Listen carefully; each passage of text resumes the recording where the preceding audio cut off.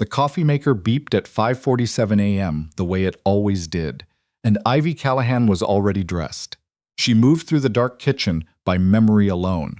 Third drawer for the travel mug, second cabinet for the good beans, the one she bought herself because no one else in this apartment was going to do it. Her daughter was still asleep. The clinic opened at 7. There was exactly enough time to drink half a cup standing at the sink and think about nothing. She thought about nothing. Then her phone lit up on the counter, and the name on the screen turned nothing into something she wasn't ready for before sunrise. Damien Cross. She let it ring. She'd been letting it ring for 8 months. Since the night she walked out of his penthouse, carrying her daughter's stuffed rabbit and a bag she'd packed in 11 minutes flat. Because 11 minutes was how long it took her to realize that the man she'd built a life around had been lying to her about what that life actually was. She was a nurse practitioner. She worked in a free clinic in South Boston. She believed in evidence and outcomes and telling patients the truth even when the truth was hard. She had spent 7 years with a man who ran the kind of business that didn't have a name in polite conversation, and she had told herself, the way you tell yourself things you know aren't true, that love was enough to stand between her and the rest of it. Then she found the room. Not a dramatic discovery. No hidden door, no combination safe, no moment that felt like a movie. Just a Tuesday afternoon, Emma homesick from school, Ivy making soup, and a document that fell out of a file Damien had left on the kitchen counter because he trusted her not to look. Or maybe because some part of him wanted her to. She had never decided which. The document was a contract. 40 pages. The kind of language that required a law degree to understand and a strong stomach to finish. By page 12, Ivy understood enough. By page 28, she was sitting on the kitchen floor with her back against the cabinets. Emma asleep in the next room, soup going cold on the stove. She packed the bag after that. Before she left, she took the document, all 40 pages. She told herself it was for protection, because she'd watched enough of Damien's world to know that people who knew things needed insurance. What she didn't know, what she wouldn't understand for another 8 months, was that hidden inside that contract were the signatures of 3 sitting U.S. senators, 2 federal judges, and a payment structure that could dismantle the most protected criminal network on the eastern seaboard.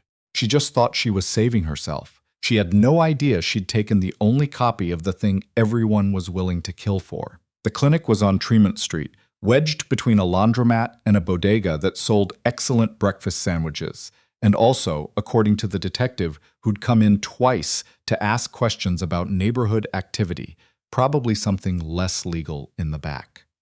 Ivy had been running this clinic for 4 years.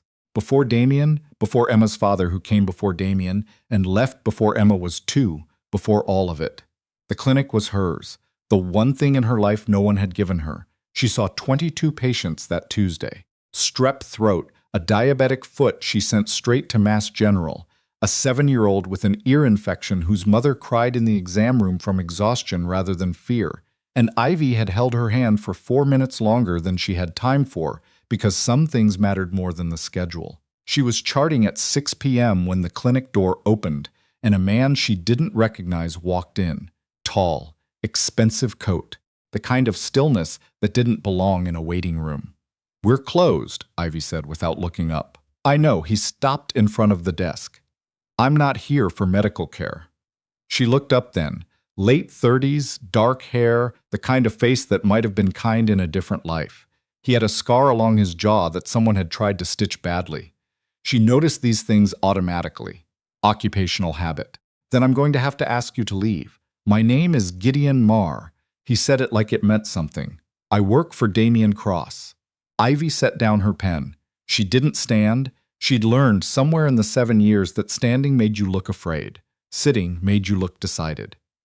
"Damien knows where I work," she said. "He's never sent anyone here before.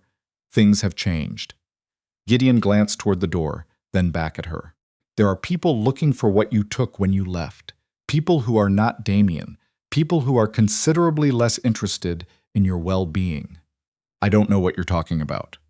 "You do." He said it without accusation. Just fact.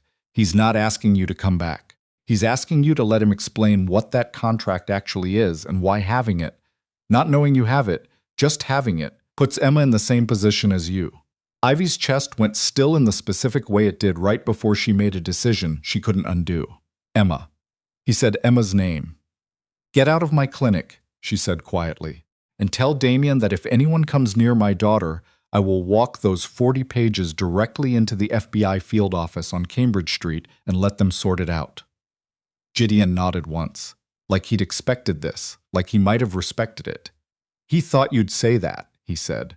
He also asked me to tell you that the FBI agent you're thinking of handing it to, Agent Patricia Walsh, is one of the signatures on page 31. He left a card on the desk. He walked out. Ivy sat in the empty clinic for a long time after that, listening to the laundromat next door, running its last cycle of the night, thinking about page 31. She hadn't read page 31 carefully enough. She picked Emma up from her mother's at 7:30.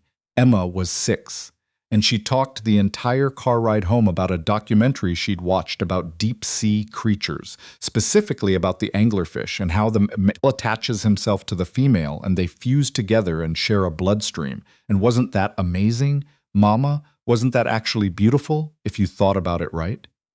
It depends on which one you're being, Ivy said. Emma considered this seriously. I want to be the big one. Me too, baby. At home, she put Emma to bed and then went and stood in her closet and looked at the box on the top shelf behind the winter coats. She hadn't opened it since she put it there 8 months ago. She hadn't needed to. She'd remembered every page. She took it down now. She read page 31. Gideon Marr was right. She sat on the floor of her closet with the pages in her lap and thought about all the places she could run and how none of them would be far enough. Because the thing about what she was holding wasn't just that it was dangerous, it was that it was true. 40 pages of documented truth that someone had spent years assembling, and whoever had assembled it had ended up dead. She knew this because the name at the top of the contract, the name of the man who'd commissioned the document in the first place, was a federal prosecutor named Howard Calloway, who had died in a car accident 18 months ago that everyone had called an accident. She thought about Howard Calloway. She thought about page 31. Then she picked up her phone and called the number on the card. Damien came himself. She hadn't expected that. She'd expected another intermediary, another careful layer of distance, because that was how he operated. Everything filtered, everything managed, nothing that could be traced back directly. He knocked on her door at 11 p.m., and when she opened it, he looked the way people looked when they hadn't slept in 8 months. Which was, she supposed, fair. She probably looked the same. You read it, he said. All of it, this time. He stood in the doorway and didn't try to come in, which she noticed, which she gave him credit for. Can I sit down? In the kitchen, she said. Don't touch anything. He sat at her kitchen table in the apartment he had never been inside, in the life she'd built away from him, and he looked so profoundly out of place that something in her chest hurt against her better judgment. She put the kettle on, not because she wanted tea, because she needed something to do with her hands. Tell me what it is, she said. The real version, not a version you've edited for my comfort. Damien was quiet for a moment. He had a way of going still before he said something true, like the truth required a kind of preparation. She'd always known when he was actually being honest with her because of that pause. She'd just spent 7 years hoping the honest moments added up to something they didn't. Calloway was my father's lawyer, he said. 30 years ago, when my father built the network, Calloway helped structure it. He knew everything.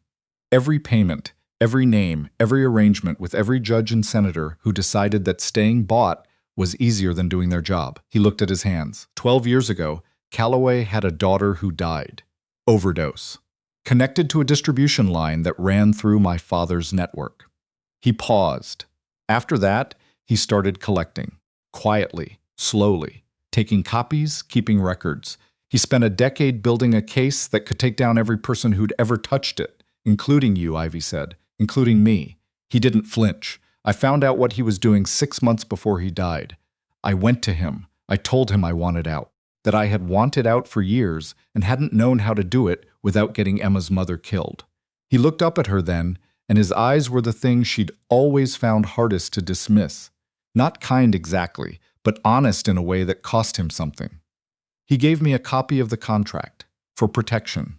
He said it was the only thing that would keep me alive once he handed the original to the DOJ, because everyone named in it would know I could release a second copy if anything happened to me.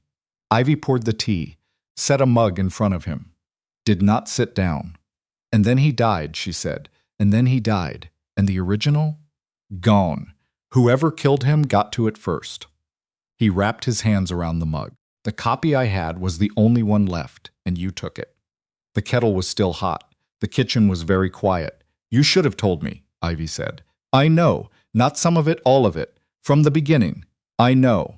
He looked at her steadily. I was trying to protect you from it. I understand now that protection and honesty are not the same thing, and I spent 7 years confusing them. Ivy sat down across from him. She looked at this man she had loved and left and not stopped thinking about, even when she'd wanted to, even when she'd been certain it was the right thing to do, which she still was. She was still certain she'd been right to leave. That didn't make the sitting across from him any less complicated. Who's coming for it? She asked. 3 people, he said. A senator named Marcus Webb, who has the most to lose. A man named Roland Peach, who handles enforcement for what remains of the network. He's the one who killed Callaway. And a federal prosecutor named Dennis Crane, who has been running the official investigation for 2 years specifically to make sure it goes nowhere. Crane reports to Webb, Ivy said. It wasn't a question. She'd read the contract. Yes. And Walsh, the FBI agent. She doesn't know her name is on page 31. She was paid once, 7 years ago, to lose a piece of evidence. She thinks that's the end of it. He paused. She's actually been running a legitimate investigation for the last 3 years. She's gotten closer than anyone, which is why Webb wants her pulled off before she finds the copy. Ivy stared at him. So she's the one we give it to, she said. Something shifted in his expression. A recognition, maybe, that this was exactly why he had spent 7 years being afraid to tell her the truth. Not because she would fall apart, but because she would immediately see the thing he'd been too afraid to see himself. It's not that simple, he said. It never is. She stood. But that doesn't mean it's not right. You have evidence. There's an agent who's been trying to find it for 3 years. You connect those two things. She crossed her arms. Unless you're more afraid of what happens to you when the case opens than you are of what happens to Emma and me if it doesn't. The silence that followed was the kind that told her everything about where he actually stood. I've been afraid of that for 12 years, he said quietly. You're the first person who's ever said it out loud. It fell apart before they could get to Walsh. Roland Peachy's men found the clinic first. Ivy arrived the next morning to find the front door forced and the office tossed.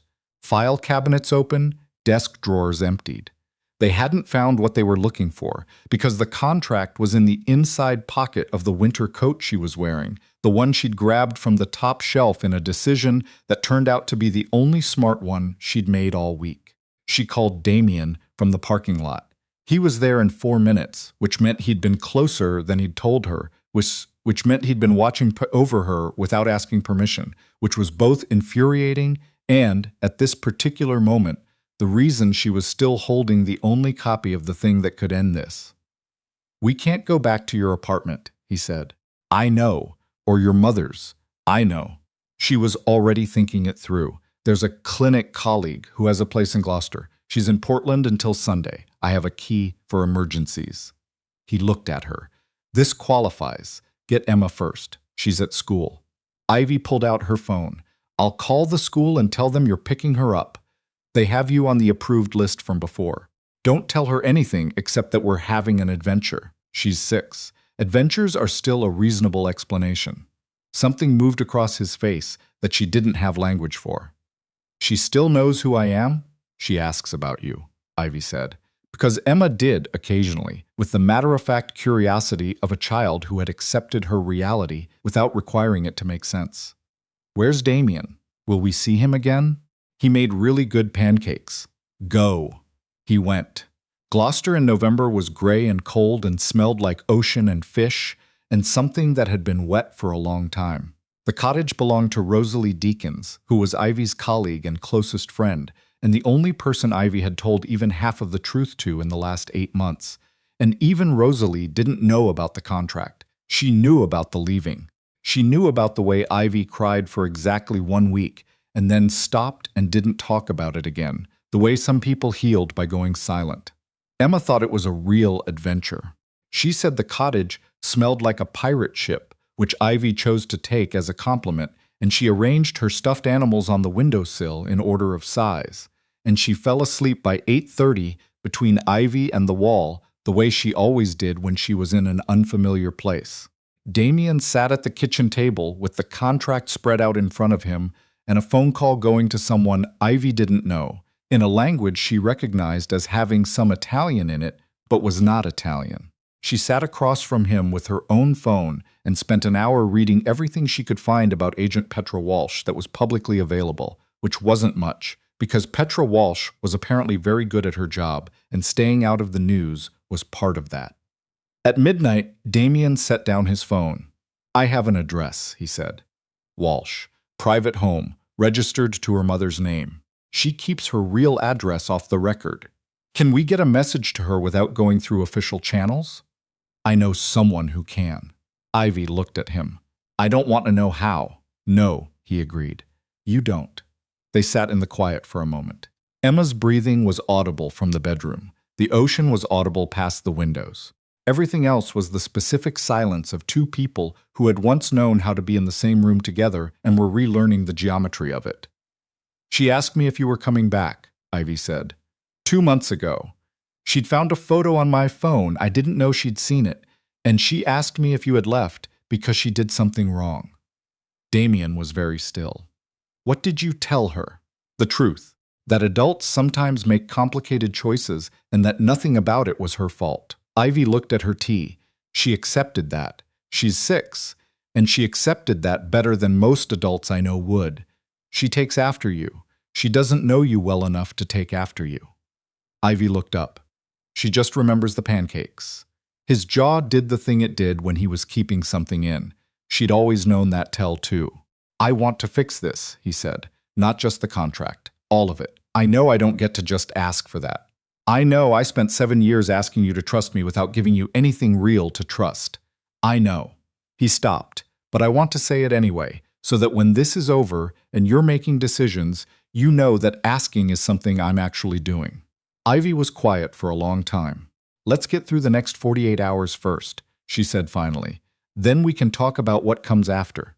It wasn't forgiveness. It wasn't a door opening. It was a door that wasn't all the way closed, and for now, that had to be enough. Walsh came alone. Ivy had not expected that either. She'd expected a team, or at least a partner, because that was how federal agents worked, in her understanding of federal agents, which came primarily from television and was probably wrong. But Petra Walsh knocked on the cottage door at 6 in the morning with her badge in her hand and dark circles under her eyes that suggested she had driven through the night, and she was alone, which Damien said afterward was either a sign she trusted no one in her field office or a sign she was the most competent person involved in this, and Ivy suspected it was both. She was in her mid-40s, sharp-faced, with the particular quality of attention of someone who had been in rooms where people were lying for so long that she noticed everything and disclosed nothing. She looked at Ivy. She looked at Damien. She looked at the contract on the kitchen table. She sat down. She read for 2 hours without speaking. Emma woke up at 7:30 and came to the kitchen doorway in her pajamas and looked at the woman she didn't know and said, "Are you police?" "Something like that," Walsh said. "My mom's a doctor," Emma said. "She helps people too." Walsh looked at Ivy with an expression that was not quite a smile, but was something adjacent to one. "I know," she said. "That's why I drove 4 hours to talk to her." Emma seemed to accept this. She asked Damien for pancakes. He looked at Ivy with the expression of a man being offered something he wasn't sure he deserved. "Pantry," Ivy said. "Flowers in the blue canister." He made pancakes. Emma ate them at the kitchen counter and told Walsh about anglerfish. Walsh listened with the focused attention of someone who had long ago learned that listening was the most useful skill available, and Emma decided she was excellent. At 9 a.m., Walsh closed the contract and put both hands flat on the table. "This is sufficient," she said. "It's more than sufficient. If what's in here is corroborated, and I believe it can be, we're looking at RICO charges, judicial corruption, obstruction at the federal level." She looked at Damien. "You understood what you were holding, yes, and you're prepared to cooperate fully. Testimony, documentation, full disclosure of the network's operations over the last 12 years. Damien didn't look away from her. "Yes, that will require your own legal exposure to be addressed. I can't promise you walk away clean." "I know," he paused. "I'm not asking to walk away clean. I'm asking to make it right." Walsh looked at him for a long moment, the way she'd looked at the contract, carefully, completely, as if she were cataloging every possible way it could fall apart.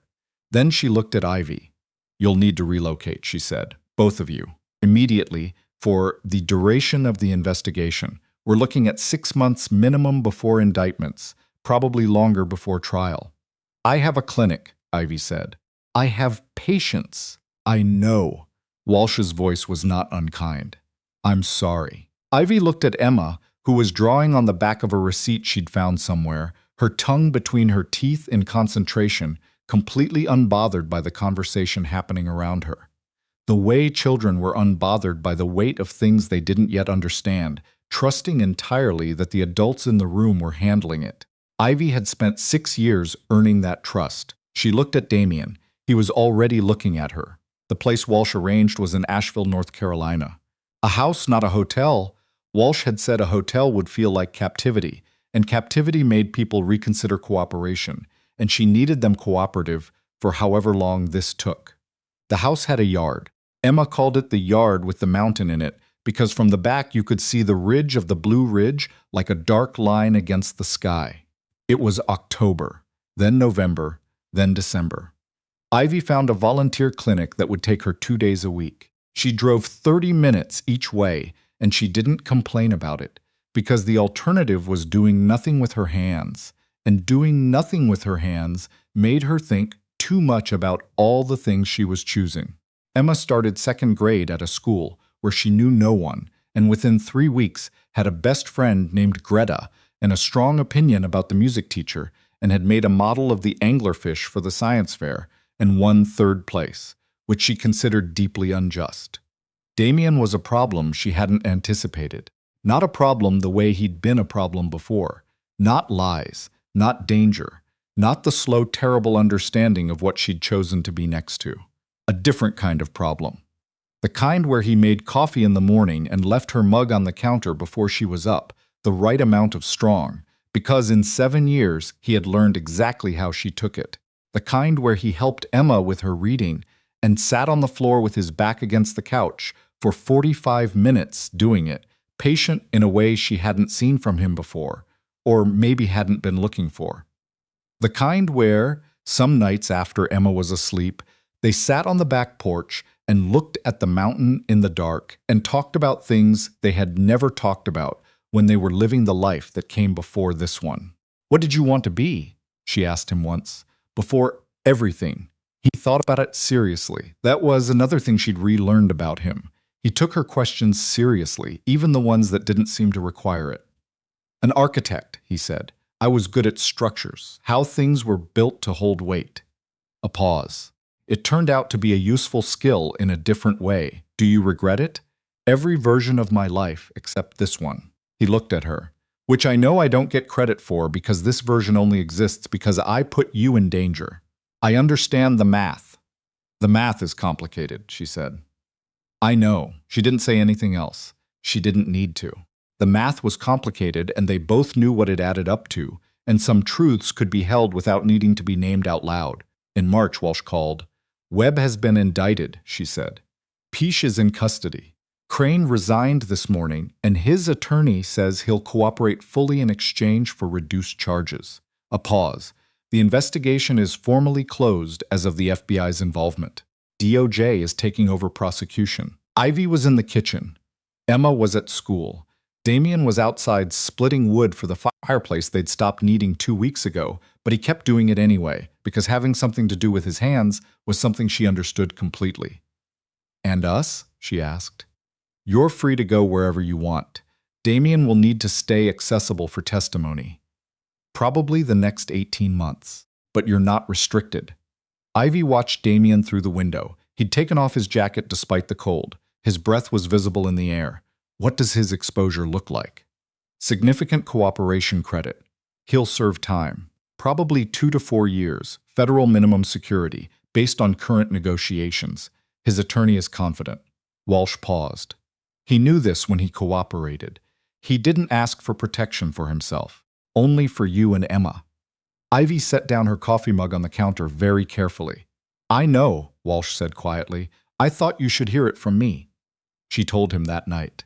After Emma was asleep, on the back porch, the mountain invisible in the dark, but there, she'd learned to feel where it was. He already knew, of course.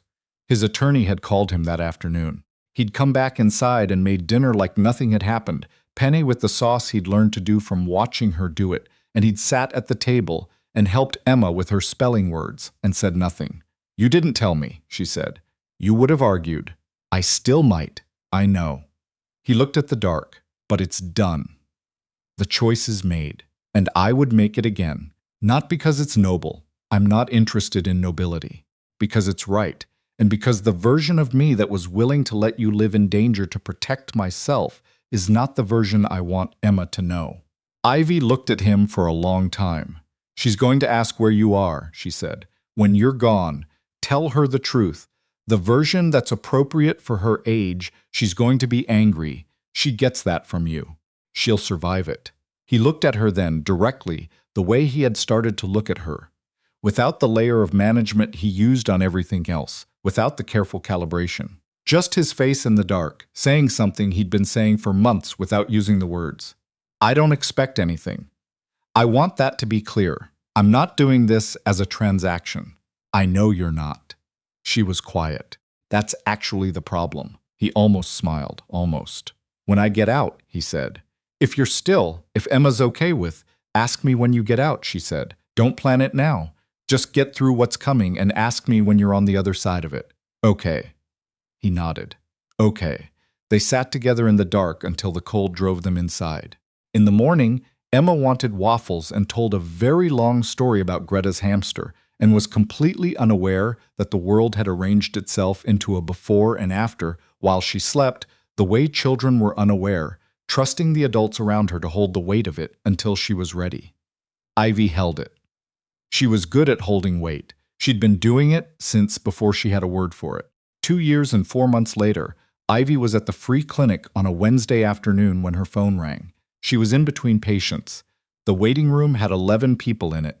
The fluorescent light in exam room 2 had been flickering for a week, and the landlord kept saying he'd fix it. She looked at the name on the screen. She stepped outside. Hi, she said. Hi.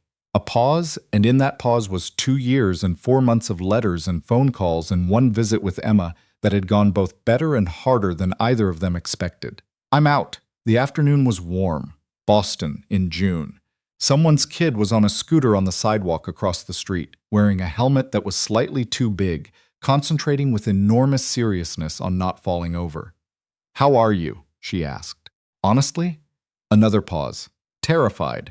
Of what? Of asking. Of what you say. Of what you don't say. She looked at the kid on the scooter, who had made it half a block, and looked up with a grin of pure triumph. Emma's been learning to skateboard, she said. She's terrible at it. She refuses to admit it. She's been at it for 6 weeks, and she has bruises on both knees, and she will not quit. She smiled at the sidewalk. She's going to be fine. Silence. She could hear him breathing. Ask me, she said. You said you would ask me when you got out. So ask, he asked. She stood outside the clinic on a Wednesday in June with 11 patients waiting and a flickering light she still hadn't gotten fixed, and she gave him the answer that she'd been working out, slowly, for 2 years and 4 months, not waiting for him exactly, but not closing the door either, and understanding finally that the difference between those two things was everything. It wasn't the life she would have chosen from the beginning.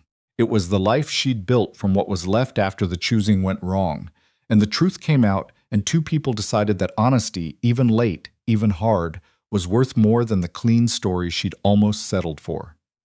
Her father had wanted her to be a doctor. She'd done that. Emma wanted a mother who didn't disappear inside her own survival. She'd done that too. What she wanted, what she was still figuring out, carefully and slowly and with her eyes open, was something that looked like this. Damaged and repaired and damaged again and still, stubbornly, continuing. She went back inside and saw her next patient. Outside, a man with a duffel bag and no plan stood on a sidewalk in Boston for the first time in over 2 years, looking at a clinic door that had just closed, understanding that closed was not the same as locked, and that some things worth having required the patience to wait for what came next. He waited.